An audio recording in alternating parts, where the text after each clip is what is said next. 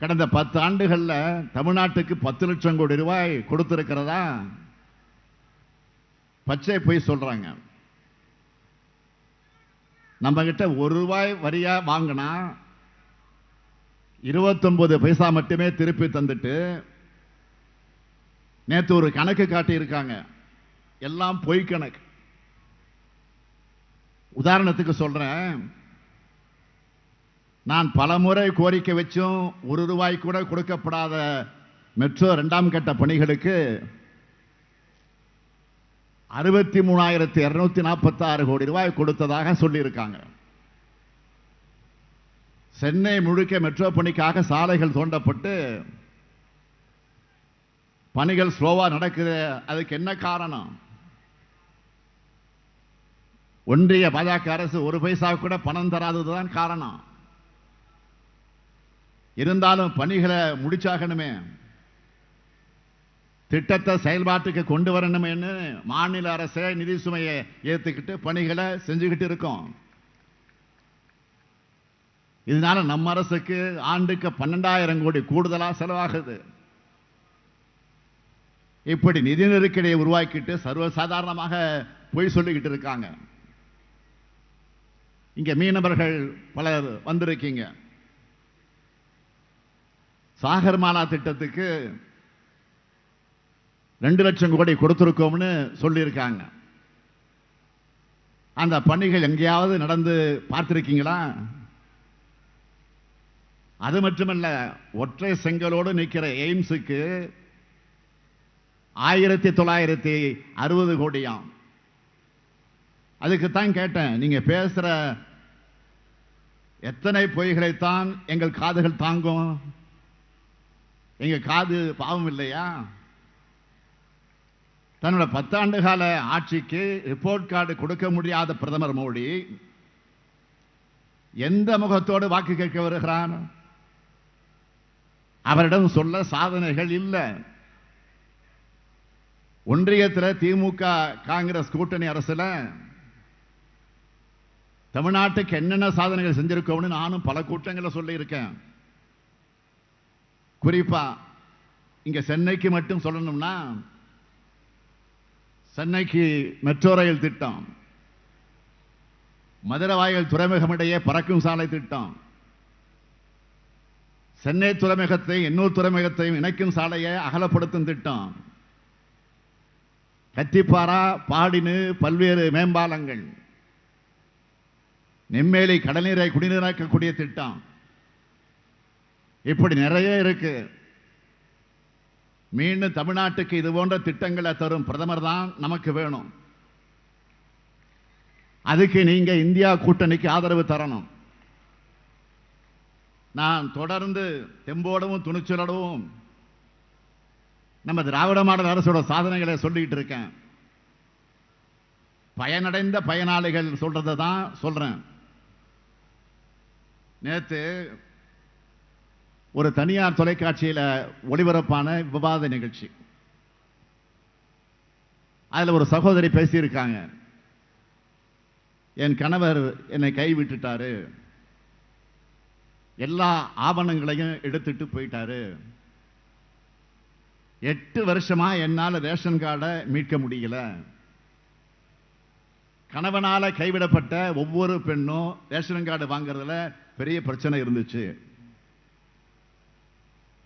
ஏன்னா குடும்ப தலைவர்னு அவர் பேர்ல இருக்கு, நம்பரும் அவரோட தான் இருக்கும். அவங்க கிட்ட இருந்து ரேஷன் கார்டை மீட்க டைவர்ஸ் வாங்கி இருக்கணும். டைவர்ஸுக்கு கோர்ட்டுக்கு அலைவேனா, என் உடல்நலை பாதுகாப்பேனா, சிக்கா இருக்கக்கூடிய என் உடலை எப்படி நான் பாதுகாத்துக் கொள்வது? ஆனா என்கிட்ட உண்மை இருக்குன்னு நம்பிக்கையோட அலைஞ்சேன். அப்பதான் அக்டோபர் 20, 2021 வந்த ஒரு ஆர்டர் பற்றி கேள்விப்பட்டேன்.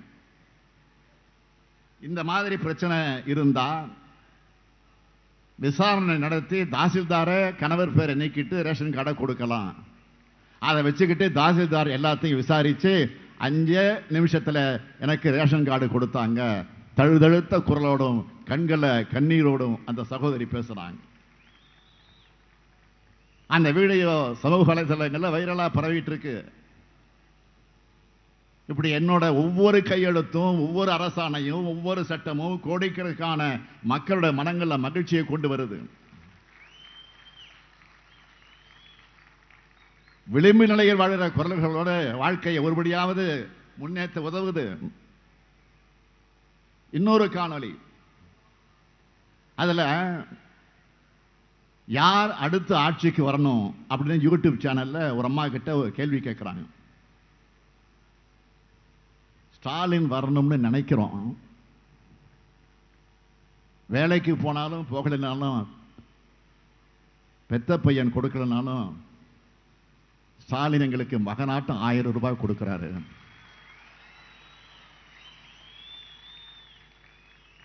அவருதான் பலர் ஆபத்திலிருந்து காப்பாத்திக்கிட்டு வராரு. இதுக்கு மேல என்ன செய்வாருன்னு சிரிச்சுக்கிட்டே சொன்னாங்க. இப்படி ஏழைகளின் கண்ணீரை துடைச்சு அவங்களோட முகங்கள சிரிப்பை வரவேற்கிறது தான் இந்த முத்துவேல் கருணாநிதி ஸ்டாலினுடைய ஊக்கமாக நான் எடுத்துக்கிறேன். தமிழ்நாடு முழுவதும் 1,15,00,000 மகளிரும் எங்க அண்ணன் ஸ்டாலின் வழங்குகிற தாய் வீட்டு சீர்னு பாசத்தோட கலைஞர் மகளிர் உரிமை தொகை திட்டத்தை கொண்டாடுறாங்களே. உரிமை தொகையால கிராமங்களில் பணப்புழக்கம் அதிகரிச்சிருக்கு. உள்ளூர் சிறு வணிகர்களின் வியாபாரமும் பெருகி இருக்கு. இது சமூக புரட்சி திட்டம் மட்டுமல்ல, பொருளாதார புரட்சி திட்டமாகவும் இன்னைக்கு மாறி இருக்கு. அடுத்து தினமும் லட்சக்கணக்கான மகளிர் மகிழ்ச்சியா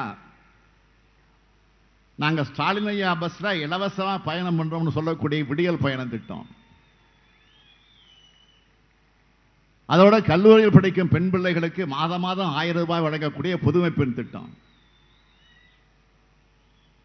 வெளியூர்ல வேலைக்கு செல்லும் மகளிர் பாதுகாப்பா தங்கிறதுக்கு தோழி விடுதி, விரைவில் மாணவர்களுக்கு மாதம் 1000 ரூபாய் வழங்க போகக்கூடிய தமிழ் புதல்வன் திட்டம், இளைஞர்களுக்கு திறன் பயிற்சி வழங்கி வேலைவாய்ப்பு பெற்றுத் தரக்கூடிய நான் முதல்வன் திட்டம், 1 கோடிக்கும் அதிகமான பேர் பயனடைஞ்சு இருக்கக்கூடிய மக்களை தேடி மருத்துவம் திட்டம், 2 லட்சத்திற்கும் அதிகமான உயிரை காப்பாற்றி அவங்க குடும்பங்களையும் காப்பாற்றி இருக்கக்கூடிய இன்னுயிர் காப்போம் நம்மை காக்கும் 48 திட்டம். இப்படி ஏராளமான திட்டங்களை செயல்படுத்திட்டு இருக்கோம். வடசென்னையை பொறுத்தவரை நான் மேயரா, உள்ளாட்சித்துறை அமைச்சரா, துணை முதலமைச்சரா வடசென்னையினுடைய வளர்ச்சிக்காக ஏராளமான திட்டங்களை செயல்படுத்தி இருந்தாலும் இப்ப முதலமைச்சரானதும் குறிப்பா வடசென்னை வளர்ச்சி திட்டங்கிற பேர்ல 4189 கோடி ரூபாயில 11 அரசு துறைகளோட திட்டங்களை இங்க இருக்கக்கூடிய அமைச்சர் சேகர்பாபு தலைமையில் நடந்த நிகழ்ச்சியில சமீபத்தில் தானே தொடங்கி வச்சோம்.